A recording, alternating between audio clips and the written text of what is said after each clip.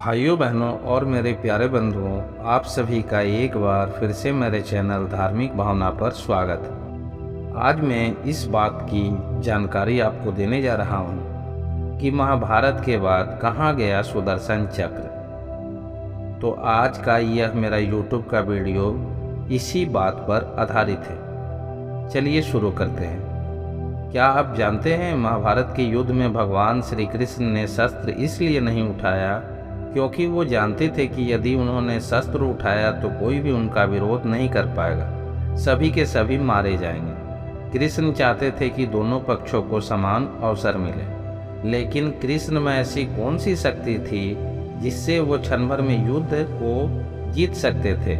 वह था भगवान कृष्ण का सुदर्शन चक्र। ऐसा माना जाता है कि सुदर्शन चक्र एक ऐसा अचूक अस्त्र था जिसे छोड़ देने पर वह लक्ष्य का पीछा करता था और अपना काम पूरा करके वापस लौटता था। सुदर्शन चक्र दुश्मन पर नहीं चलाया जाता, यह हमलावर की इच्छा शक्ति द्वारा भेजा जाता है। यह चक्र किसी भी चीज को नष्ट करने की क्षमता अपने आप में रखता है। धार्मिक पुराणों में यह बताया गया है कि भगवान विश्वकर्मा ने सूर्य के तेज से पुष्पक विमान, त्रिशूल और सुदर्शन चक्र इन तीनों वस्तुओं की रचना की थी। लेकिन यहाँ प्रश्न यह उठता है कि महाभारत के बाद सुदर्शन चक्र का क्या हुआ?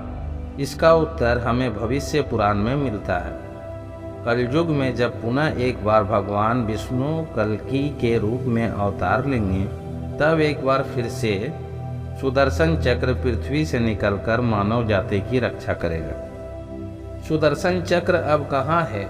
इसको लेकर एक अन्य मान्यता भी है, जिसके अनुसार सुदर्शन चक्र भगवान श्री कृष्ण द्वारा धारण किया गया एक शक्तिशाली हथियार था। महाभारत युद्ध के बाद भगवान श्री कृष्ण ने अपने नश्वर शरीर को त्याग दिया और अपने शाश्वत निवास स्थान पर लौट आए। माना जाता है कि सुदर्शन चक्र को वो अपने साथ लेकर चले गए थे। शास्त्रों के अनुसार सुदर्शन चक्र कोई साधारण अस्त्र नहीं था, बल्कि भगवान विष्णु द्वारा बनाया गया एक दिव्य यंत्र था।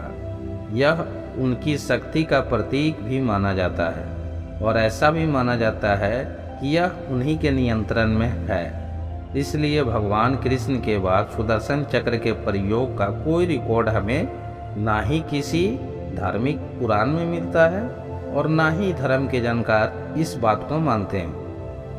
ऐसा माना जाता है कि यह भगवान विष्णु के कब्जे में है और इसे एक पवित्र और शक्तिशाली हथियार माना जाता है, जिसे केवल भगवान विष्णु के द्वारा ही चलाया जा सकता है।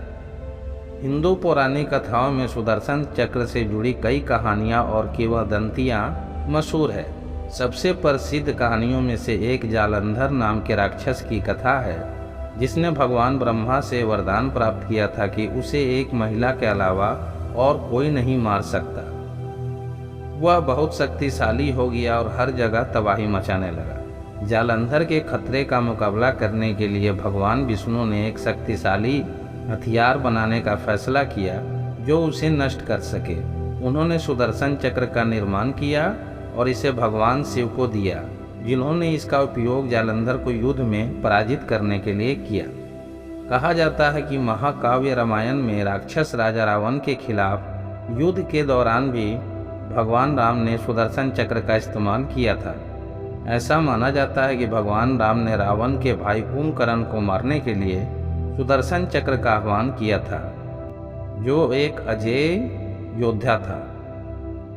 हिंदू पूजा में सुदर्शन चक्र को भगवान विष्णु का एक पवित्र और शक्तिशाली प्रतीक माना जाता है।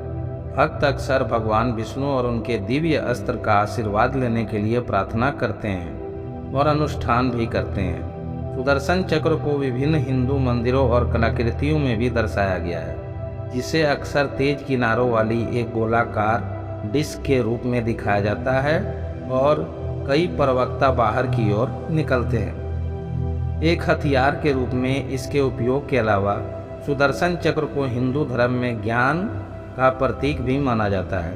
ऐसा माना जाता है कि सुदर्शन चक्र पर ध्यान करने से व्यक्ति आध्यात्मिक ज्ञान को प्राप्त कर सकता है और अज्ञानता के अंधकार को दूर भगा सकता है। भगवान गीता के 10वें अध्याय के 28वें और 29वें अनुच्छेद में भगवान कृष्ण ने अर्जुन को ब्रह्मांड की प्रकृति और जन्म और मृत्यु के चक्र के बारे में सिखाते हुए सुदर्शन चक्र का भी उल्लेख किया है। वे कहते हैं, मैं सर्वभक्षी मृत्यु हूँ और मैं अभी होने वाली सभी चीज़ों का जनक हूँ। हथियारों में मैं वज्र हूँ, गायों में मैं सुरभि हूँ और सर्पों में मैं वासुकी हूँ। मैं सुदर्शन चक्र हूँ। कुल मिलाकर सुदर्शन चक्र हिंदू धर्म में एक शक्तिशाली प्रतीक बना हुआ है जो परमात्मा की विनाशकारी शक्ति और परम सत्य और ज्ञान दोनों का प्रतिनिधित्व करता है, जो आध्यात्मिक मुक्ति की ओर ले जा सकता है। हालांकि इसका भौतिक स्थान न ज्ञात हो सकता है, लेकिन इसका आध्यात्मिक महत्व दुनिया भर के हिंदुओं में भक्ति और श्रद्धा को प्रेरित करता है। भाइयों बहनों, अगर आपको मेरे द्वारा इस वीडियो में दी गई जानकारी अच्छी और सच्ची लगी हो तो कृपया मेरे चैनल धार्मिक भावना को सब्सक्राइब करें और इस वीडियो को ज़रूर से ज़रूर लाइक करें। धन्यवाद।